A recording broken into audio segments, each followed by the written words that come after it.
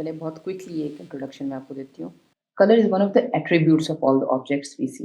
Attribute होता है ख़ासियत। ये कह ये रहा है और सॉरी इससे पहले मैं आपको एक और बात बता दूँ, सारे टेक्स्ट जो हैं, जो वर्ड्स हैं वो अंग्रेज़ी में होंगे इसलिए कि जो आप में से अंग्रेज़ी स्पीकिंग लोग हैं उनको ये चीज़ मिल जाए। लेकिन जो एक्सप्लेनेशन है वो सारी की सारी उर्दू में होगी, तो अगर आपको अंग्रेज़ी बिल्कुल समझ नहीं आती तो आप इसके बारे में परेशान ना हो, आप मेरी बात सुनें। लेकिन अगर आपने इसके बारे में मज़ीद आगे रिसर्च करनी है या इसको यूज़ करना है या कहीं लिखना है तो आपके लिए ये वर्ड्स ये लिखा हुआ बहुत इम्पोर्टेंट है। इसके लिए आप फिर इसको भी टेक्स्ट को भी देखेंगे। तो कलर के बारे में वो ये कह रहे हैं कि कलर जो है वो it's one of the attributes of all the objects we see. जो भी चीज़ें हमें दिखती हैं, जो भी चीज़ें हमें नज़र आती हैं, किसी लिहाज से भी कोई भी चीज़ नज़र आ गई तो इसका मतलब है कि कलर उसकी एक ख़ासियत है।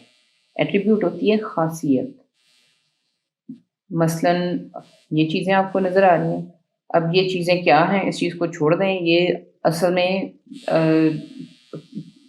ये ऑब्जेक्ट है सचमुच की, किसी चीज़ पे पड़ी हुई है, उस वो कितनी मोटी है, कितनी पतली है, ये सारी आपको सिर्फ़ और सिर्फ़ कलर के वजह से ही नज़र आती है। अब कलर चाहे इसके अंदर हो, इसके अंदर हो या रोशनी की वजह से कलर बना हो या रोशनी के ना होने की वजह से जिसको हम साया कहते हैं, साये की वजह से कलर बना हो, लेकिन अगर आप देखें तो ये पूरी की पूरी स्क्रीन फ्लैट है। इसमें इन्फॉर्मेशन कि ये चीज़ एक थिक है, टेढ़ी है, मेढ़ी है, ये सारी इन्फॉर्मेशन आपको सिर्फ़ कलर की वजह से आ रही है, इसको भी कलर ही समझें। तो कलर के बगैर आपको चीज़ें नज़र नहीं आती। But what is so special about colour? Colour के बारे में फिर ख़ास बात क्या है? Why do we need to study it when we can just use it in any way we want? मतलब अगर आप कलर इस्तेमाल कर सकते हैं, कपड़े डाई करा सकते हैं, हर रंग खरीद सकते हैं, जो चाहे पहन सकते हैं, दीवारें पेंट कर सकते हैं, तो उसके बारे में पढ़ने की क्या ज़रूरत है? मेरे ख़्याल में पढ़ने की ज़रूरत है, इसलिए कि उसकी वजह ये है कि sometimes we like a colour but we can not explain why. और ये जो नीला है, ये मुझे ज़ाती तौर पे बहुत ज़्यादा पसंद है, लेकिन मुझे जब तक तमाम कॉन्सेप्ट्स इस नीले के बारे में नहीं क्लियर होंगे, मुझे वर्ड्स नहीं मिलेंगे, तो मैं किसी को बताऊँगी क्यों कि कैसे बताऊँगी कि ये कलर मुझे पसंद है। तो कलर्स के बारे में बात करने के लिए भी कलर को समझना ज़रूरी है और उसके पीछे कॉन्सेप्ट्स समझना ज़रूरी है। Sometimes we enter a space which makes us uncomfortable because of its color, but we don't understand why. कभी-कभी ऐसे होता है किसी आप कमरे में गए हैं, किसी बिल्डिंग में गए हैं, एकदम से आपको कुछ घुटन या कुछ अनप्लेजेंट यानी बुरा फीलिंग होने लगी है और आपको पता चल गया है कि रंग की वजह से वो बुरी फीलिंग हो रही है। कोई वहाँ पे खतरनाक आदमी नहीं है, कोई और उसमें स्मेल नहीं है गंदी, कोई डेंजर नहीं है, लेकिन उसका कलर ऐसा है कि आपको नहीं पसंद आ रहा और आपको खुद भी नहीं पसंद आ रहा क्योंकि आपको खुद समझ नहीं आती कि अच्छा उन कलर्स में बात क्या है। मसलन ये कमरा है। अब ये बहुत अच्छा इंटीरियर डिज़ाइन है।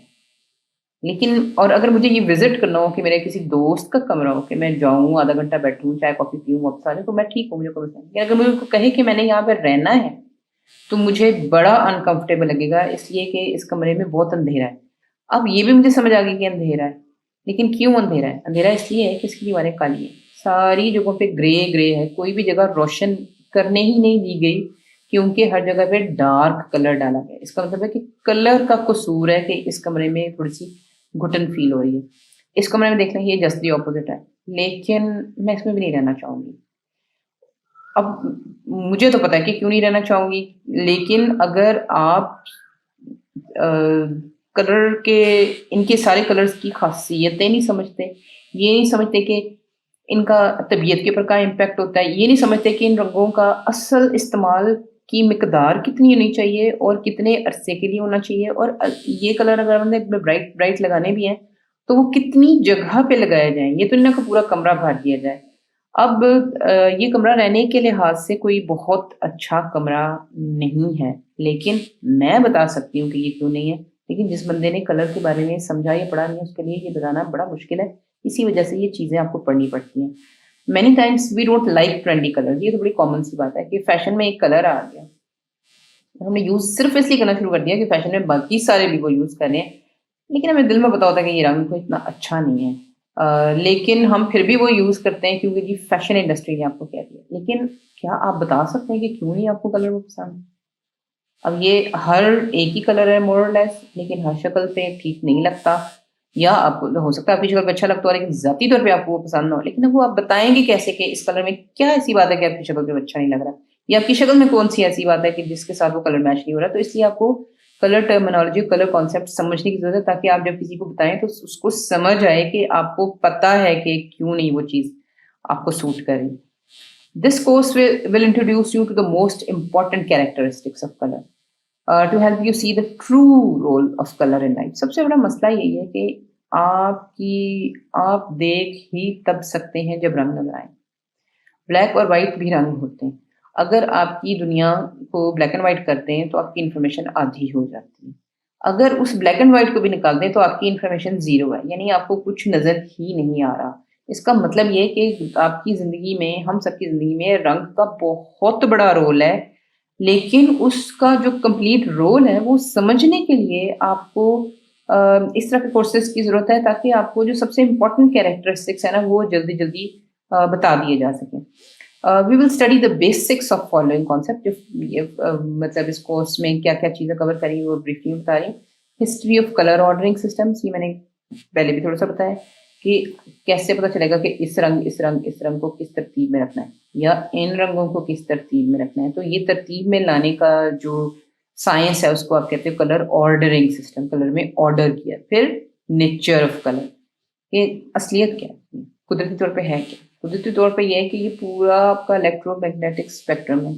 ये तमाम तरह की वेव्स हैं दुनिया में, लेकिन सिर्फ़ इतनी सी वेव्स हैं जो कि विज़िबल हैं, यानी हमें सिर्फ़ ये नज़र आती है, यानी ये रोशनी है सारी की सारी, एक लिहाज से वेव्स हैं, लेकिन जो वेव्स का सिर्फ़ इतना सा पार्ट है, ये हमें इंसान को नज़र आता है।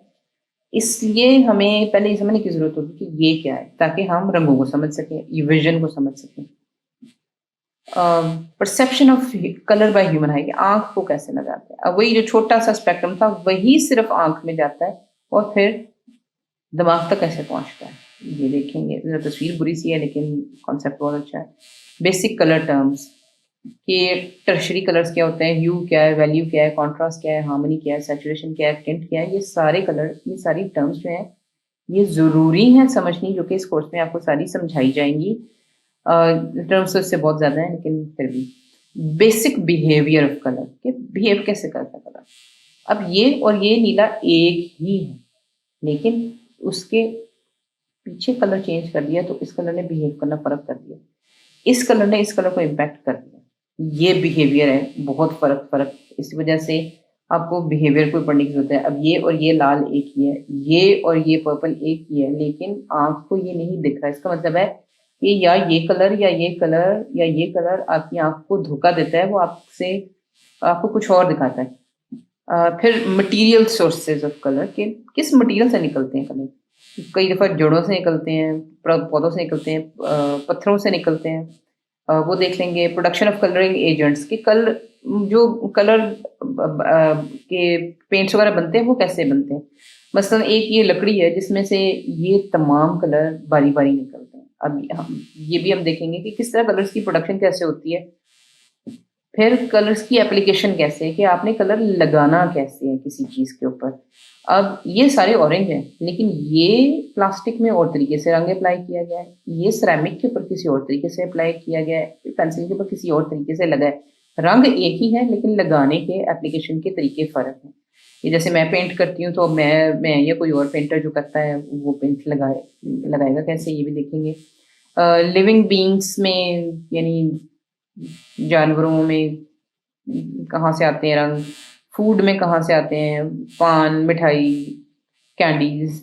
फिर कलर ब्लाइंडनेस क्या होती है? कलर ब्लाइंडनेस की बहुत सारी टाइप्स हैं, ये देखिए बहुत सारी टाइप्स हैं। हर टाइप को फ़र्क नज़र आता है, जिसको हमें पूरी सब्ज़ी की दुकान रंगीन नज़र आएगी, वो ब्लू कोन मोनोक्रोमेसी वाले डिफेक्ट, ये डिफेक्ट है। इस डिफेक्ट वाले बंदे को ये रंग ऐसे नज़र आएँगे।